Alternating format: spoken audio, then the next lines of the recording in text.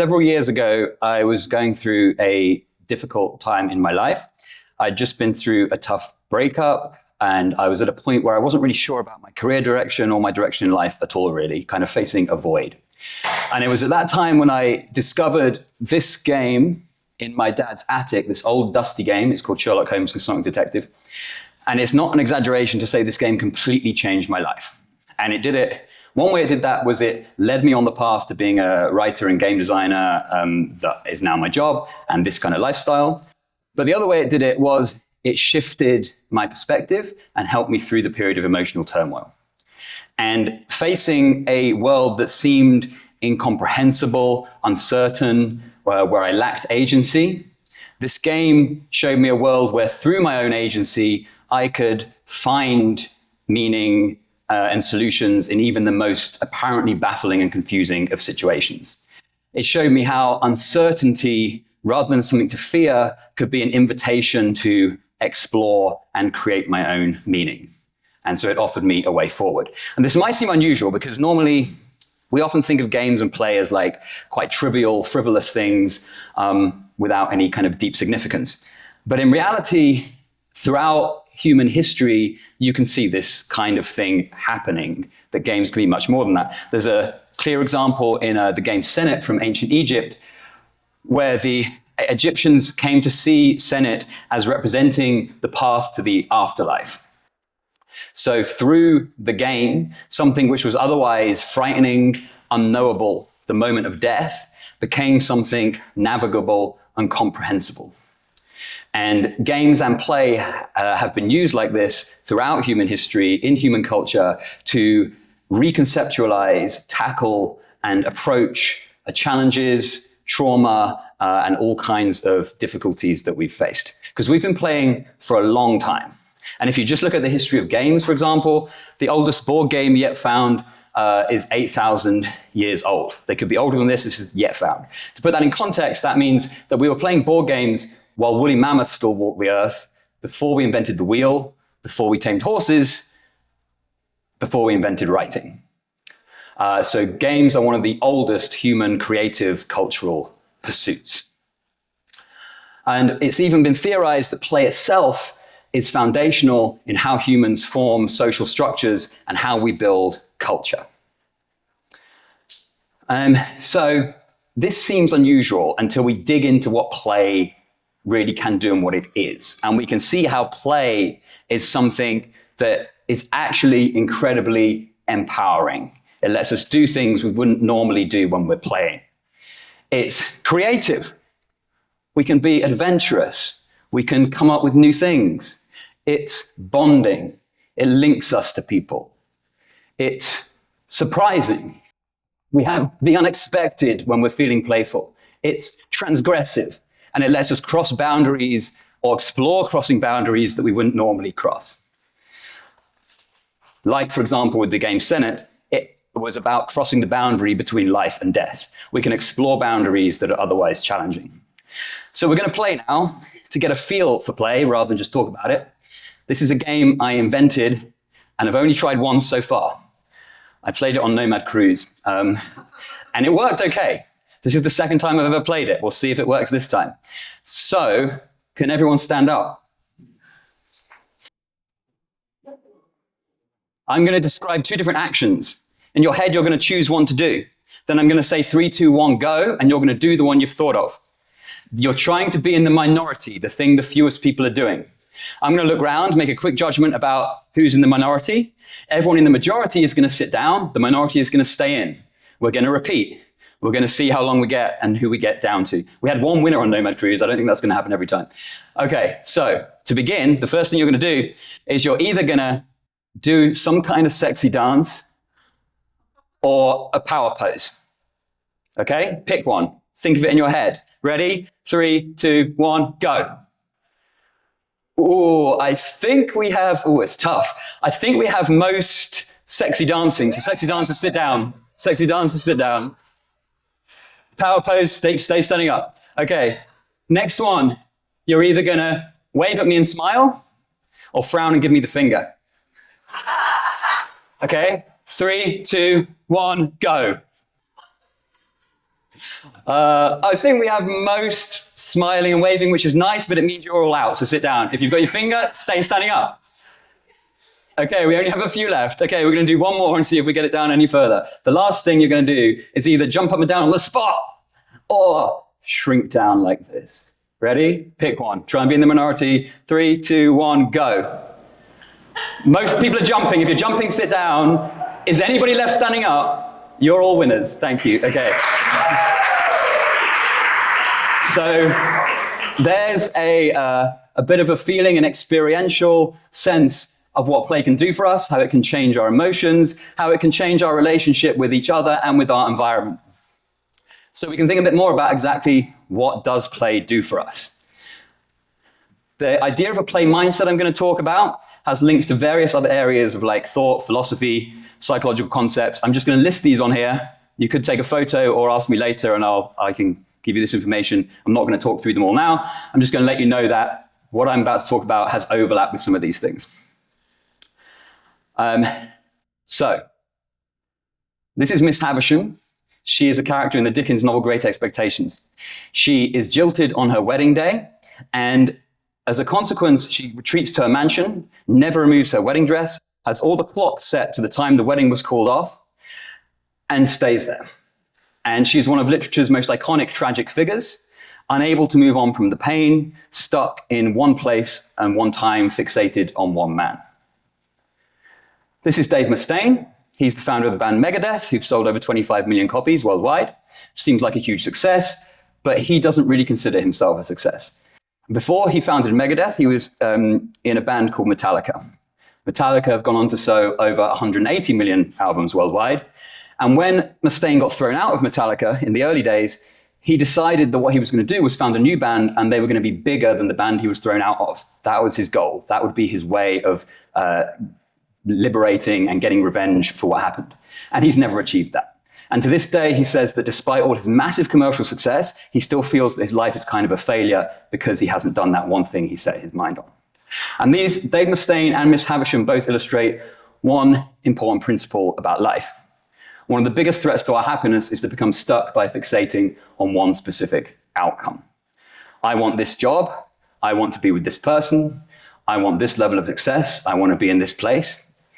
Sometimes we almost voluntarily chain our happiness to one thing that we can't entirely control whether or not we get it, and then we wonder why we're unhappy. And sometimes we do get it, and we know from a lot of psychology studies that we then tend to find it's not as satisfying as we thought it was, and we then move on to fixating on something else. And we get caught in this continuous trap. So, a play mindset can kind of free us from this potential trap by shifting our focus from outcomes to the process. And as a contrast, we can see a focus on outcomes is something that makes us more serious, heavy, goal-driven. That's not always bad. It's often very useful. Sometimes we really need it. A focus on process makes us playful, like curiosity-driven. And a play mindset is not about never being in this first state, but it's about recognizing when it becomes problematic, and it's about trying shifting to a process sometimes to see if it gives us new ways forward. So what might this actually look like in practice? Some examples would be, instead of focusing on making money or a certain amount of money, you would think of yourself as playing, exploring how to make money, thinking outside the box, seeing what happens. Instead of focusing on getting a six-pack or one particular aim about your body, you focus on you're exploring your physical limits and capacities, figuring out what can my body do? Let's just find out and just keep doing it.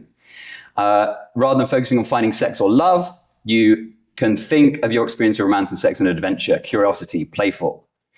And this is where a goal can still be useful as an idea, as somewhere you might get to. But if you're focused on the process itself, then the progress towards the goal can actually sometimes be accelerated because you're motivated every single step of the way. You're enjoying the process, taking part in the process for its own sake, and the outcomes naturally follow. So, like I said, this isn't something you want to necessarily be doing all the time, and sometimes you will need an outcome or goal-focused approach, but it's something to consider, especially when you're feeling stuck or feeling really low in your life. So this general principle, I think, captures a lot of the play mindset. For happiness and fulfillment, how you move through the world is more important than what you gain from the world. If you focus on gains, you will often feel frustrated and unhappy. If you focus on how you're living, that's where happiness can come from. So we're going to get more specific. Can anybody guess what this is a description of? This is the kind of audience where some people might know, but it is a visit to Google's office.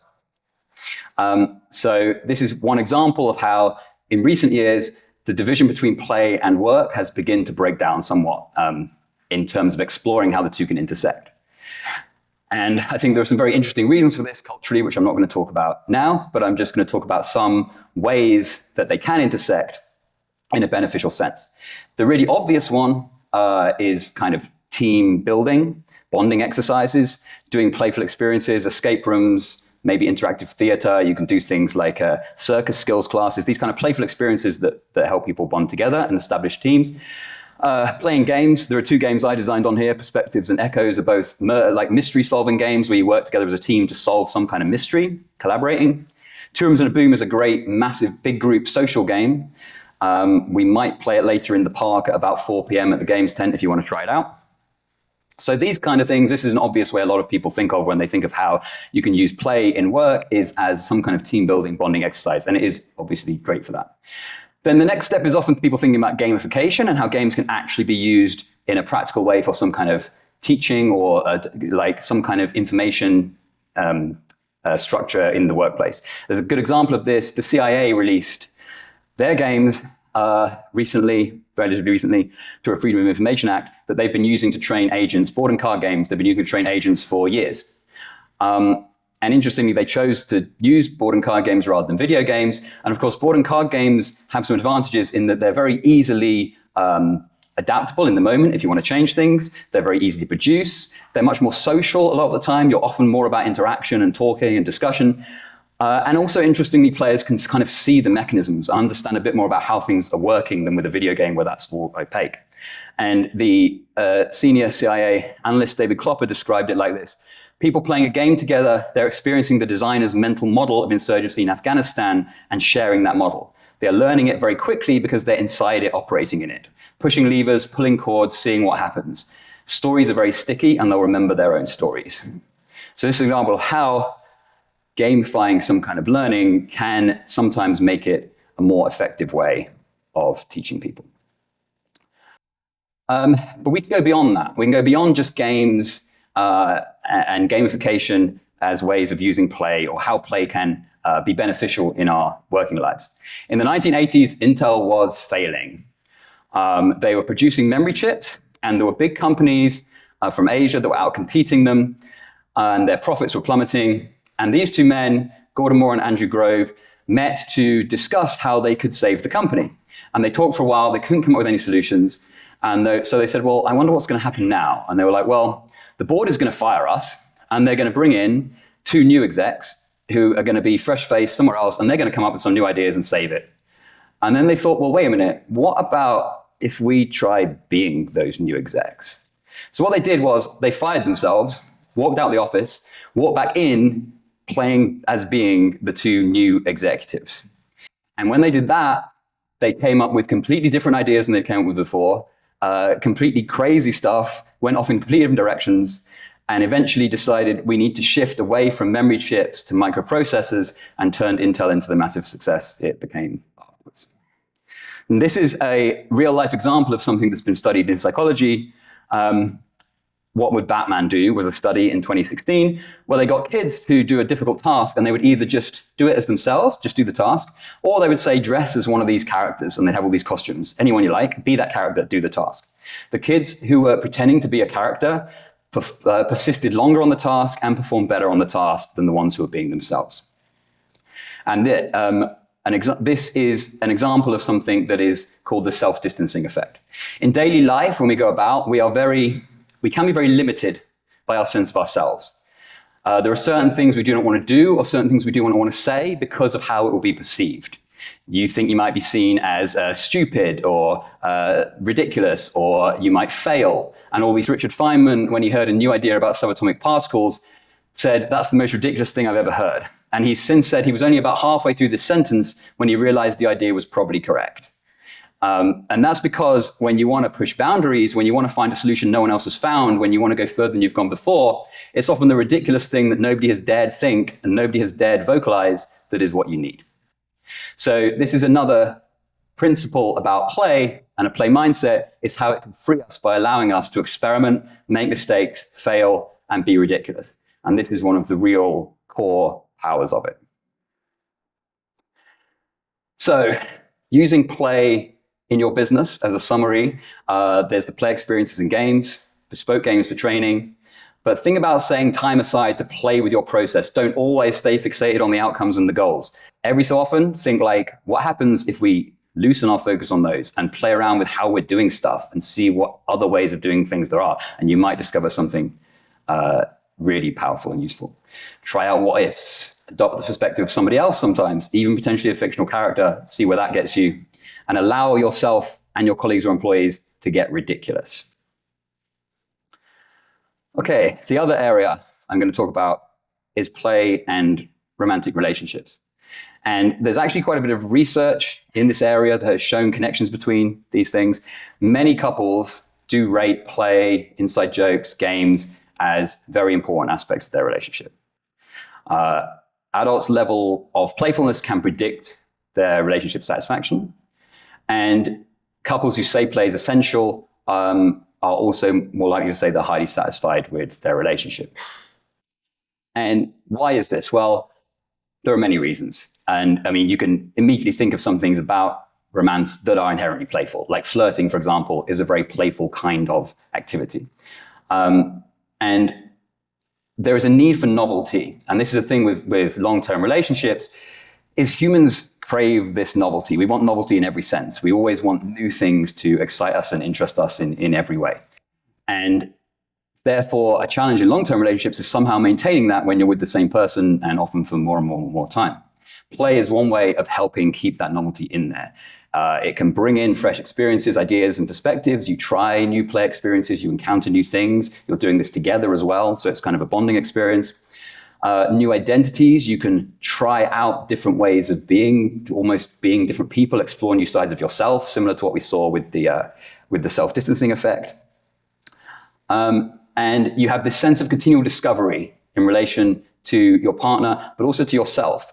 As you're playing, you often find new things about yourself, about how you think about something that you didn't realize before, about how you feel about something, because you're going in new directions that you haven't necessarily gone before. And we can also talk about sex here. I mean, sex and play are integrally linked in a way. I mean, sex is a prime example of something where the process is more important than the outcome. And women often get that more than men, but it's like the process is the important thing, and the sense of discovery of your body, your pleasure, intimacy, each other, this sense of playful discovery and exploration is kind of essential. And in long-term relationships, obviously, often, sometimes, instead of having that, it becomes something a bit more routine, which can be a big problem. So finding ways to keep that playful aspect in sex can be one thing where play is very useful in helping maintain relationships long-term. And it's a safe climate for connection and increasing intimacy, which again links with sex. But also beyond that, play, as I said at the beginning, one thing it can do is it helps us safely cross boundaries. Sometimes boundaries that are very scary. In the game Senate, I said the Egyptians saw that as looking at the path to the afterlife, and that the boundary to death, something terrifying, became a safe thing to explore. And through play, therefore, we can explore going beyond our normal boundaries, beyond where our limits are, safely with somebody else. And doing that increases trust and intimacy, which are both essential for good relationships. And it's great at helping resolve conflict. This is a big one. And you can probably actually all think of examples in your life when you might have had a big argument with somebody, and maybe you're both sitting down and kind of fuming, and then somebody says something a bit ridiculous, or a joke, or something falls over, something funny happens, and suddenly the tension is broken, and there's an opening for some kind of reconnection and getting through the conflict. And this is important because how we often think about communicating in relationships, and then how we communicate leads to how we connect. But we often miss the fact that this is like a two-way arrow, right? If you are sitting, feeling very disconnected, feeling very angry, feeling like you don't understand each other, and you try just talking, you're probably going to be sort of shouting at each other. It's going to be like talking to a brick wall. You're going to be stuck in your own perspectives. You need to kind of do this first, really. So play can be a great way of, when you get kind of stuck and the communication isn't working, breaks down, play can be a great way of getting back to there, reconnecting, finding your way back to the communication in a much more healthy, safe way. There's a great game called The Mind, card game, which I think is really good for couples. And for this kind of reconnection kind of thing. That's also in the game tent. You can come by anytime this afternoon and try that out if you want. So we've seen, this has only been a very brief overview of a lot of stuff about play and life. As you can see, it's a massive topic. There are whole other directions and whole other things I could have covered. But we've seen how play is about shifting a focus away from outcomes and onto process, and how that can potentially help us avoid one of the biggest threats to our happiness in our lives. We've seen how play can enhance our work environments and potentially give us new ways forward when we become stuck. And we've seen how play can both enhance and help maintain our romantic relationships. So next time that you're feeling you might be stuck in some kind of professional or personal way, you can just take a moment and think about, could some kind of playful mindset offer me a way forward here? Is there a sense in which play could help build bridges and reestablish connection with other people or with yourself? Is there a way that you can shift to seeing uncertainty not as something to fear, but as an invitation to explore and create meaning? Can you see your goals not as something that's guiding you, but not as a necessity on which your happiness depends? Because if you can do all that, the world could quite literally be your playground. Thank you.